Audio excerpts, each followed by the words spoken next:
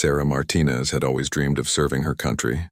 Growing up in a small Texas town, she watched her grandfather polish his military medals every Sunday morning while telling stories about World War II. Those tales of courage and sacrifice planted a seed in her young mind that would grow into an unshakable determination to join the Army. At 18, Sarah enlisted and chose to become a combat medic. The training was brutal. Day after day, instructors screamed commands while she practiced treating wounds under extreme pressure. She learned to stop bleeding in seconds, stabilize fractures while bullets flew overhead, and make life or death decisions without hesitation. Her hands became steady as rocks, her mind sharp as a blade. During medical training, Sarah excelled beyond her peers. She could start an IV line in complete darkness, perform emergency surgery with basic field equipment, and carry a wounded soldier twice her size to safety. Her instructors noticed her natural talent and recommended her for advanced trauma training. Sarah felt proud knowing she was preparing to save lives on the battlefield. The young medic spent months studying military medical protocols. Every procedure had strict rules about when, where, and how to treat patients. The Army taught her that following these guidelines wasn't just important, it was law. Military medicine operated under different rules than civilian hospitals. Combat medics had to follow orders, maintain chain of command, and never exceed their authorized scope of practice. Sarah learned about the Uniform Code of Military Justice, which governed every aspect of military life. She discovered that disobeying medical orders could result in court-martial, imprisonment, or dishonorable discharge. The instructors emphasized that good intentions meant nothing if soldiers broke military law. Every decision had consequences, and medics who acted outside their authority faced serious punishment. Despite the strict rules, Sarah felt confident in her abilities. She believed that following protocol and saving lives could coexist perfectly. Her training taught her to think quickly, act decisively, and trust her medical knowledge. She graduated at the top of her class and received orders to deploy to Afghanistan with the 82nd Airborne Division. Before deployment, Sarah spent her last weeks at home with family. Her parents worried about their daughter heading to a war zone, but they felt proud of her dedication to helping others. Her grandfather gave her his old military compass, telling her it would always point her toward doing the right thing. Sarah promised to return home safely and make her family proud. The flight to Afghanistan felt surreal. Sarah stared out the plane window at endless clouds while thinking about the wounded soldiers she would soon treat. She had trained for this moment for 2 years, and now it was finally happening. Her medical bag contained everything needed to save lives in combat: bandages, morphine, surgical instruments, and emergency medications. Sarah arrived at Forward Operating Base Chapman in eastern Afghanistan. The base buzzed with constant activity as soldiers prepared for missions, maintained equipment, and received intelligence briefings. The medical facility was a fortified tent with basic surgical equipment and enough supplies to handle mass casualties. Sarah quickly learned the base's routine and met her fellow medics. Her first weeks passed quietly with minor injuries and routine medical checks. Sarah treated everything from infected cuts to twisted ankles, but nothing prepared her for real combat medicine. She spent her free time studying medical textbooks and practicing procedures with other medics. The waiting felt almost worse than the actual danger. Then came the morning that changed everything. Sarah was eating breakfast when explosions echoed across the base. Rocket-propelled grenades had struck a convoy just outside the main gate, and casualties were incoming. The call went out over the radio: multiple wounded, all medical personnel to the aid station immediately. Sarah grabbed her gear and ran toward what would become the most important moment of her military career. The medical tent erupted into controlled chaos as wounded soldiers arrived. Sarah counted 6 casualties on stretchers, their uniforms torn and bloodied from the convoy attack. The lead physician, Major Williams, began triaging patients while shouting orders to the medical team. Sarah immediately went to work on a soldier with severe leg wounds, applying pressure bandages and starting an IV line. Among the wounded was Private James Morrison, a 19-year-old from Ohio who had been in Afghanistan for only 3 weeks. Shrapnel from the explosion had punctured his chest and he was struggling to breathe. His face was pale, his lips turning blue from lack of oxygen. Sarah could see that he was in critical condition and needed immediate attention.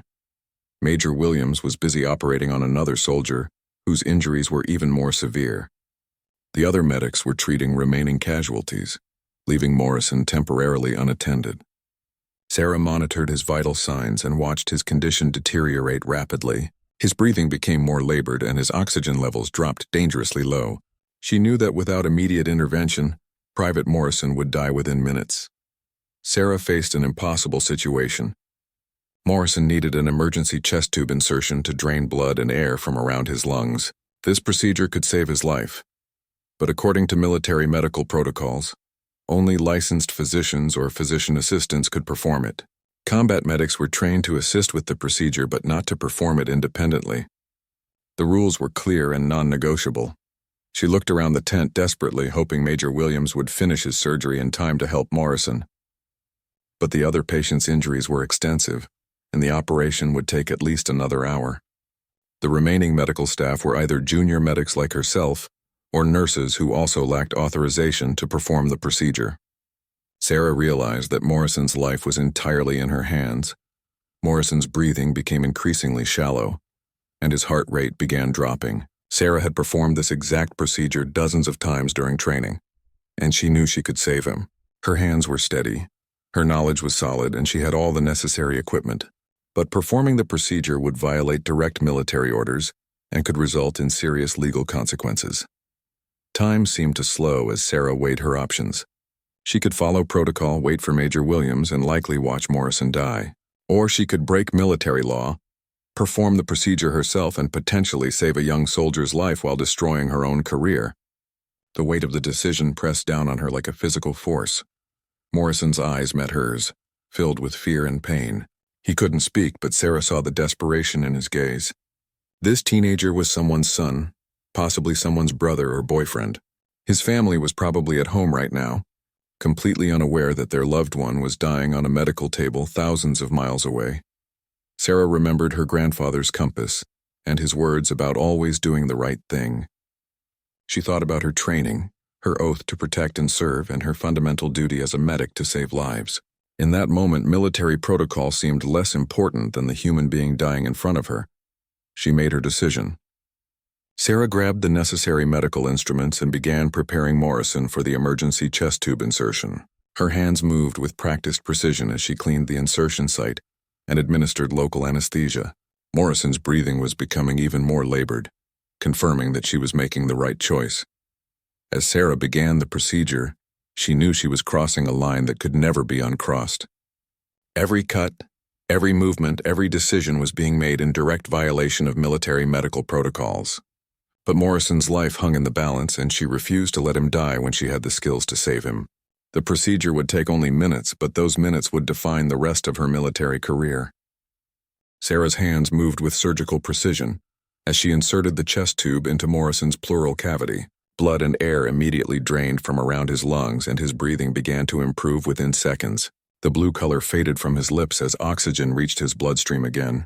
Morrison's eyes showed relief and gratitude as he realized he could breathe normally. The entire procedure took less than 10 minutes. Sarah secured the drainage tube and monitored Morrison's vital signs as they stabilized. His heart rate returned to normal, his blood pressure improved, and his oxygen saturation climbed back to safe levels.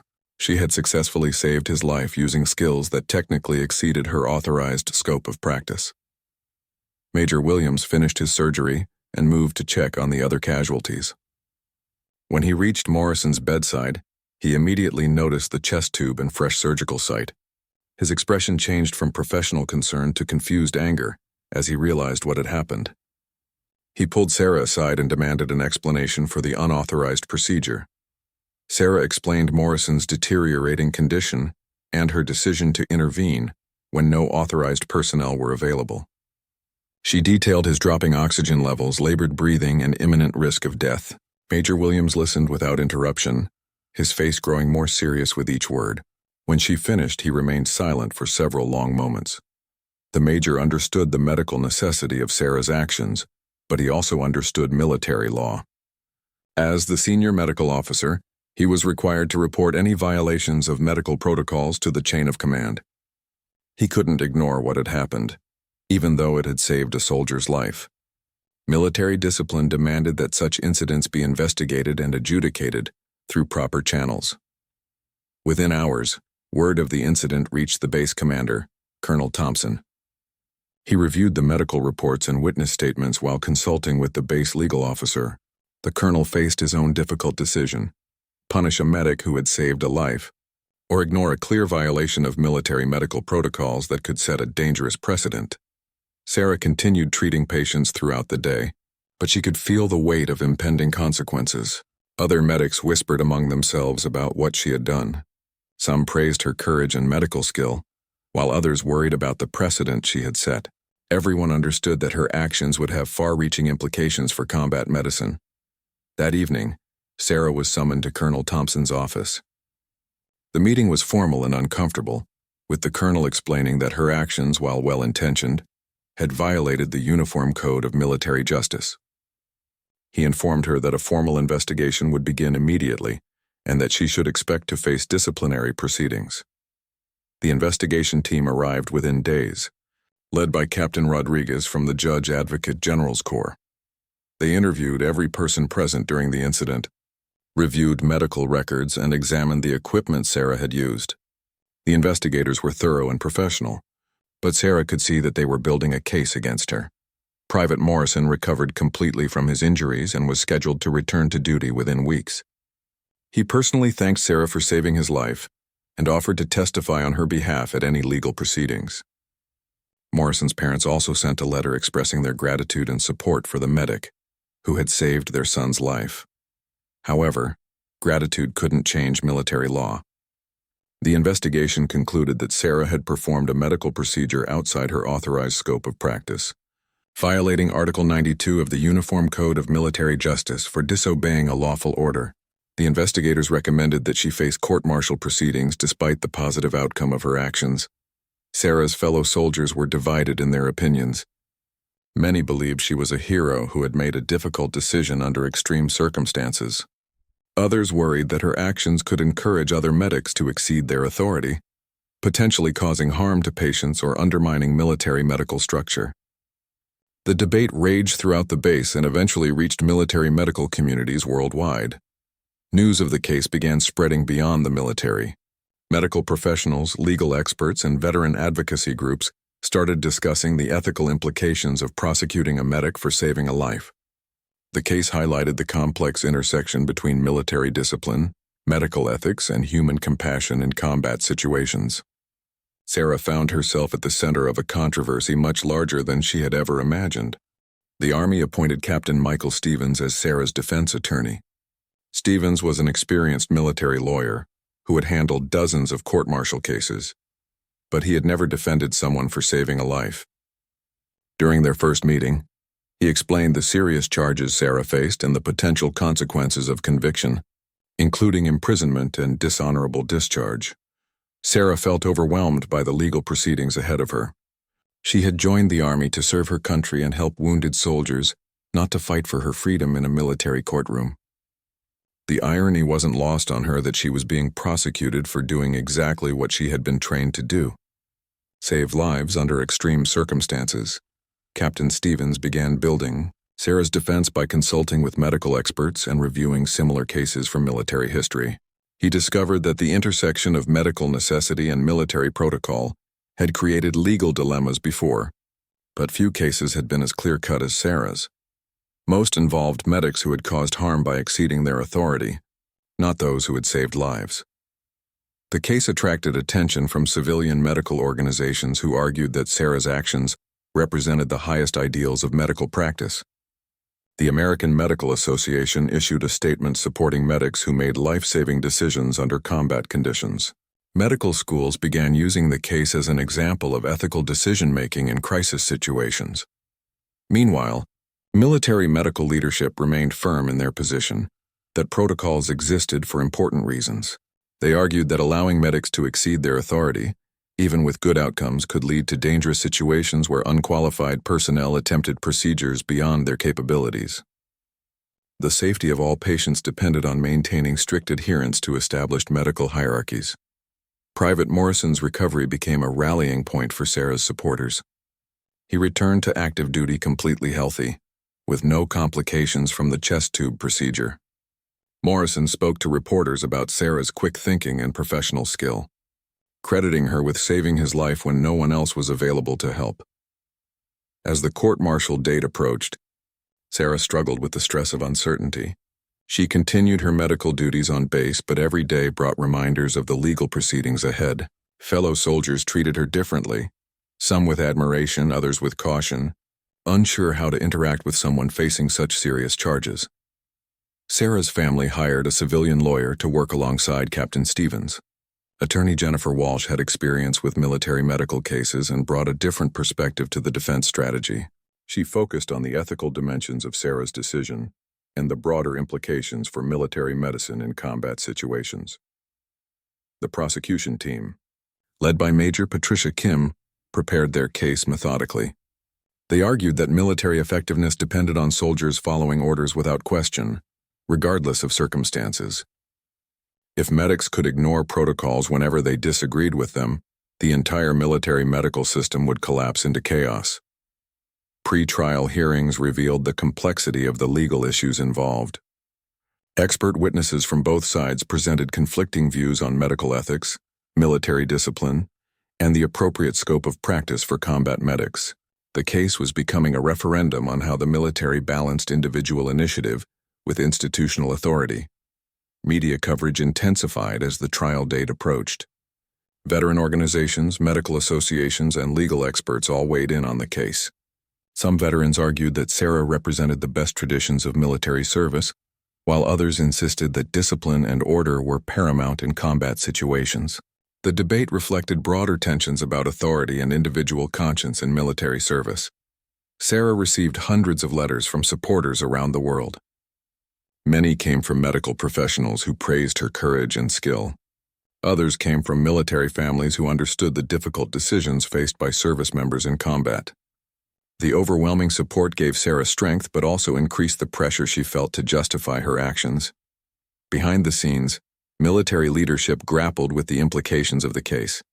Some officers worried that prosecuting Sarah would discourage medics from taking necessary risks to save lives. Others argued that failing to prosecute would undermine the authority structure essential to military effectiveness. The case had become a test of military values and priorities. As the court-martial approached, both sides prepared for a trial that would determine not only Sarah's fate, but also set precedents for future cases involving medical decision-making in combat. The military justice system was about to confront fundamental questions about duty, authority, and the value of human life in the crucible of war. The court-martial began on a cold December morning at Fort Bragg, North Carolina. Sarah sat at the defense table wearing her dress uniform, medals gleaming on her chest, including the combat medical badge she had earned in Afghanistan. The military courtroom was packed with reporters, fellow soldiers, and supporters who had traveled from across the country to witness the proceedings. The military judge, Colonel Patricia Hayes, had presided over hundreds of court-martial cases during her career. She understood the significance of this trial and the precedent it would set for military medical practice. Her reputation for fairness and thorough knowledge of military law made her an ideal choice for such a complex case. Major Kim opened for the prosecution with a methodical presentation of the charges against Sarah. She argued that military effectiveness depended on every soldier following orders and staying within their assigned roles. According to the prosecution, Sarah's decision to perform unauthorized surgery, regardless of the outcome, had violated fundamental principles of military discipline and chain of command. The prosecution called Major Williams as their first witness. He testified about the events in the medical tent and confirmed that Sarah had performed a procedure outside her authorized scope of practice. Under cross-examination, however, Williams admitted that Sarah's actions had likely saved Morrison's life and that her technical skill was exceptional. Military medical experts testified for the prosecution about the importance of maintaining strict protocols in combat medicine. They argued that allowing medics to exceed their authority could lead to dangerous situations where unqualified personnel attempted procedures they weren't trained to perform. The safety of all patients depended on maintaining clear boundaries for each medical specialty. Captain Stevens began the defense by calling Private Morrison to testify. Morrison described his deteriorating condition and his certainty that he was dying before Sarah intervened. His emotional testimony about Sarah's life-saving actions moved several jury members to tears. Morrison stated unequivocally that Sarah had saved his life when no authorized personnel were available to help. The defense called several medical experts who testified that Sarah's decision represented sound medical judgment under extreme circumstances. Dr. Robert Chen, a trauma surgeon with extensive combat experience, explained that emergency medicine sometimes required immediate action, regardless of protocol. He argued that Sarah's technical skills and decision-making abilities were exemplary. Former combat medics testified about the impossible situations they had faced in war zones. They described moments when following strict protocols would have meant watching patients die, and when split-second decisions meant the difference between life and death. Their testimony painted a picture of combat medicine as fundamentally different from civilian medical practice. Sarah took the stand in her own defense, describing the events of that day in detail. She explained her thought process, her assessment of Morrison's condition, and her decision to act when no authorized personnel were available. Her testimony was calm, professional, and deeply moving as she described watching a 19-year-old soldier nearly die while she had the skills to save him. Under cross-examination, Major Kim pressed Sarah about her understanding of military protocols and her decision to violate direct orders. Sarah acknowledged that she had known her actions violated regulations, but maintained that she couldn't stand by and watch Morrison die when she had the ability to save him. She stated that she would make the same decision again under identical circumstances. The prosecution's closing argument emphasized the importance of military discipline and the dangerous precedent that would be set by acquitting Sarah. Major Kim argued that good intentions and positive outcomes couldn't excuse violations of military law. She insisted that the military's effectiveness depended on soldiers following orders without exception, regardless of personal judgment. Captain Stevens delivered a passionate closing argument for the defense. He argued that Sarah's actions represented the highest ideals of military service and medical practice. He reminded the jury that the military's ultimate mission was protecting human life, and that Sarah's decision to save Morrison's life fulfilled that mission in the most direct way possible. The defense attorney challenged the jury to consider what they would want a medic to do if their own child was dying on a battlefield. He argued that prosecuting Sarah for saving a life would discourage future medics from taking necessary risks to protect soldiers' lives. The case, he argued, was about fundamental questions of moral courage and professional duty. After closing arguments, the military jury of 6 officers retired to deliberate. They faced the difficult task of weighing military discipline against medical ethics, protocol against human life, and institutional authority against individual conscience. The deliberation would determine not only Sarah's fate, but also establish important precedents for military medical practice. Outside the courtroom, supporters and critics debated the case's implications. Some argued that Sarah was a hero who deserved commendation, not prosecution. Others insisted that military effectiveness required unwavering adherence to protocol. The nation watched as the military justice system grappled with fundamental questions about duty, authority, and the value of human life in military service. The jury deliberated for 3 days, indicating the complexity of the decision they faced. During this time, Sarah remained confined to base while supporters held vigils outside the courthouse. Military medical personnel across all branches of service followed the proceedings closely, knowing that the verdict would affect their own practice and decision-making in future emergencies. On the 3rd day, the jury returned with their verdict. Sarah stood at attention as Colonel Hayes read the findings. The jury had found her guilty of violating Article 92 of the Uniform Code of Military Justice for disobeying a lawful order. However, they also included a strong recommendation for clemency based on the exceptional circumstances and positive outcome of her actions.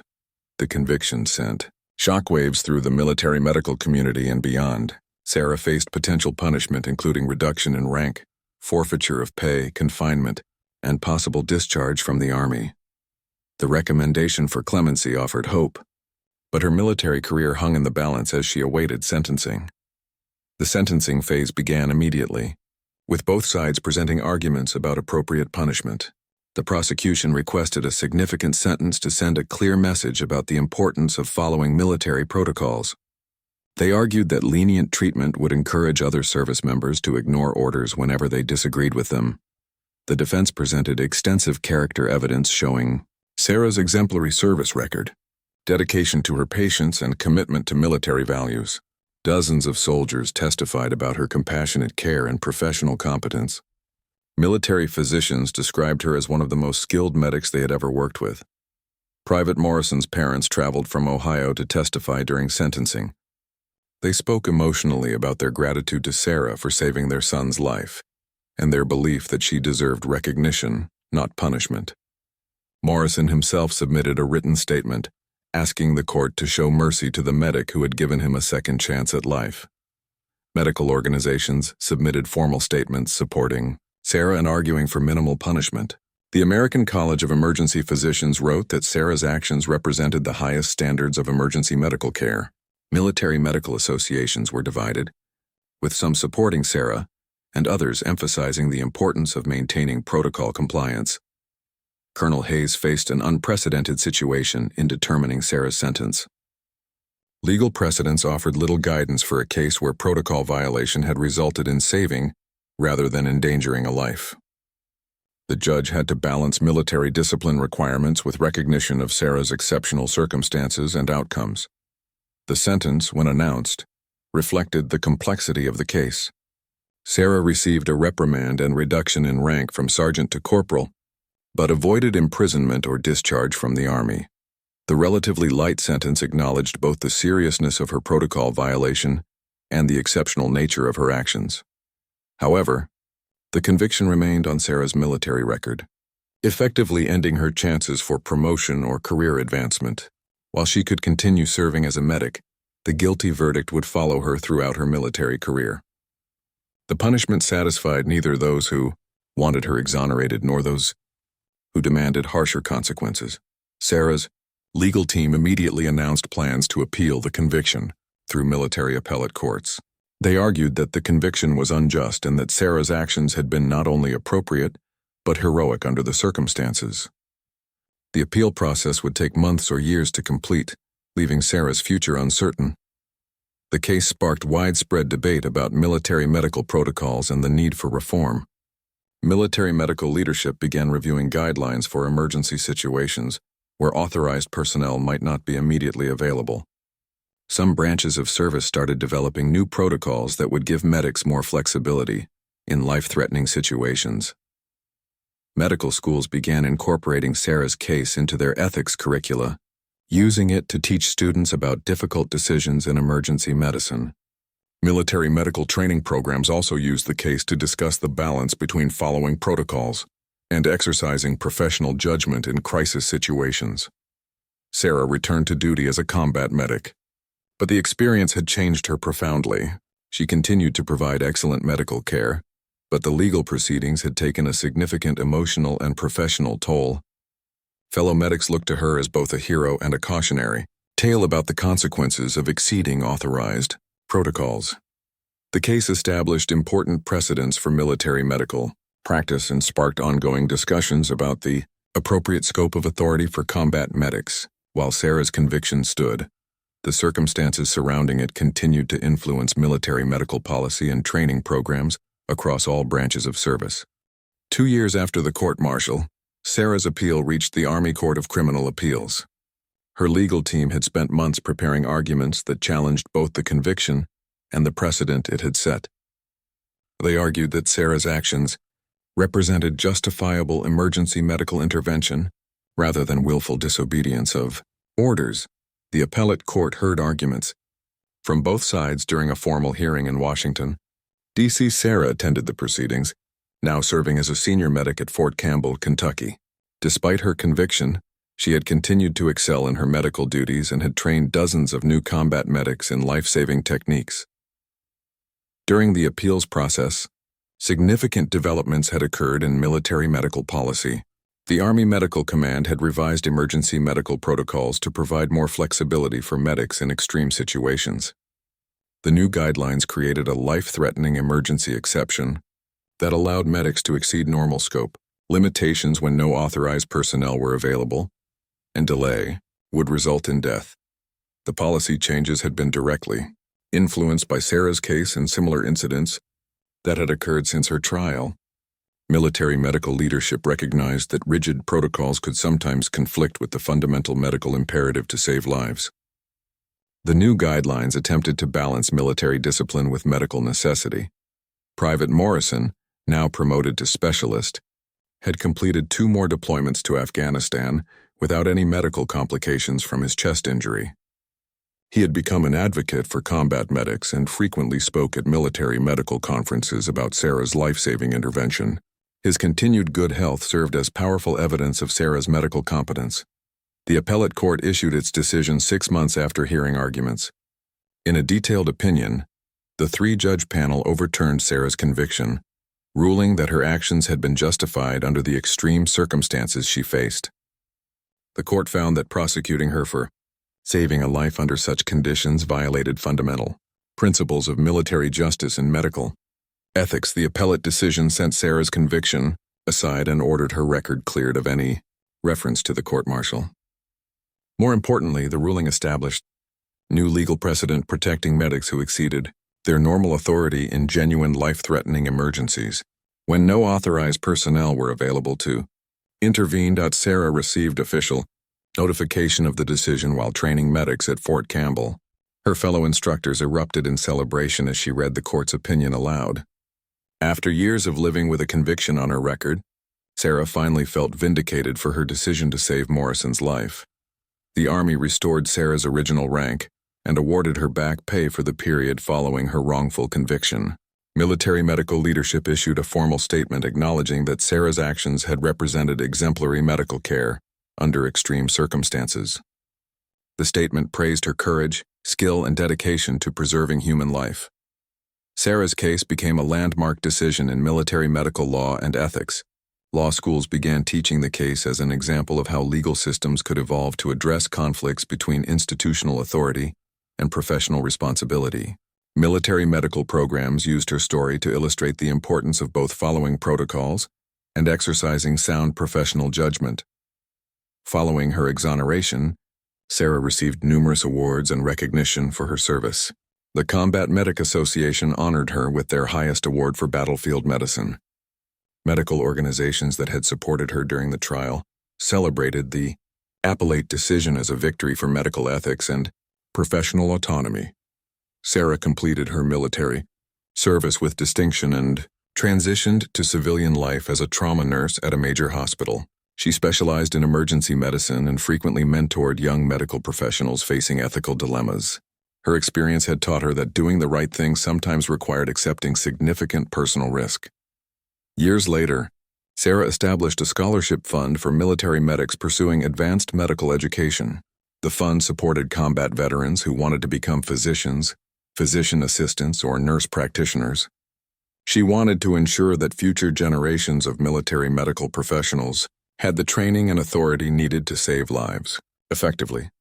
Private Morrison remained in contact with Sarah throughout his military career and beyond. He eventually became a physician assistant himself.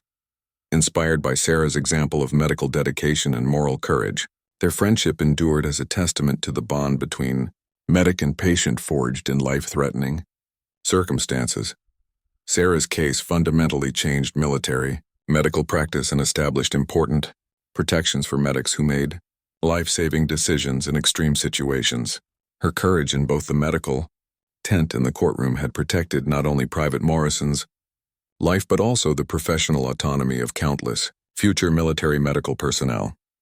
The story of Sarah Martinez became required reading in military medical training programs, serving as both inspiration and instruction for new generations of combat medics.